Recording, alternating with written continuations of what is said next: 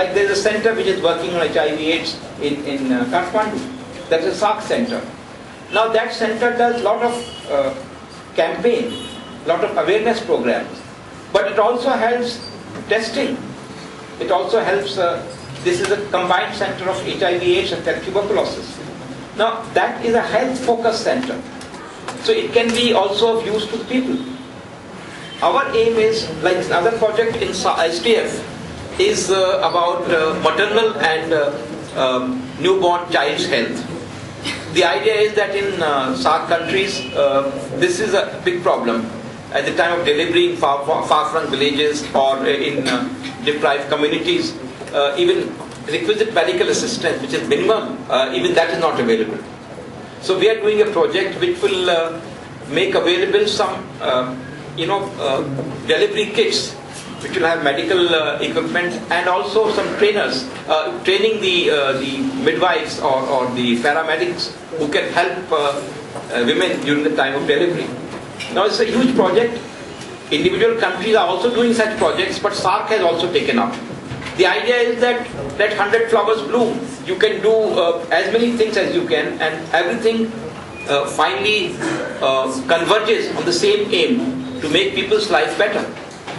So it is this that is our focus about removing of tensions. Nobody can minimize the importance of that or priority attached to it or the criticality of it. But somehow the other SAARC is not the forum to look at that. I have a very simple question. At the last SAARC summit, we had this project called SAARC Development Fund and the South Asian University. Are there any specific projects like that coming up at this summit? And I'd also be glad if you could discuss a little on the Development Fund and the university. Well, the SAARC Development Fund, it has moved forward. When we finished the Colombo summit, the secretariat was told that we should work as the interim cell to move on with the projects.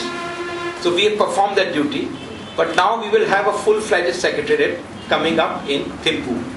The head of the secretariat will be appointed by the summit, and so we'll have now in Thimphu the SAARC Development Fund secretariat. Its operational rules, everything is ready, and they have a number of projects before them. About two projects I already described. There's another project on education or training of teachers, which we hope to launch. And there are some other projects which concern, again, women's empowerment in terms of giving them better heating and lighting through solar energy in villages. And also there are two projects about agriculture and food, about better cold storage using zero energy. So these projects will come up, by and by.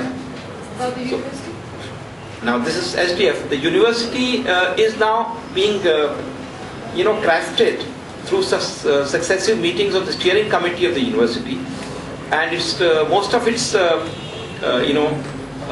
legal apparatus is in place, and all this will come up for final support and approval at the summit.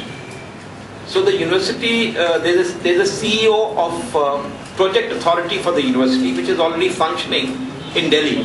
The campus in Delhi the land has been acquired for it, and they are working to start a session in the later part of this year. By end of 2010, they will start. That application to be a member for China and the Iran. It's true that Iran and China has applied for the membership of SAARC. Observership members of SAARC. It is South Asia. Now those who are outside South Asia can join as observers. So we already have 9 observers and 8 member states. So for the time being, getting more observers there's a moratorium for 3 years. However, China and Iran are already observers. So there is no question of any freezing being done by that in that context.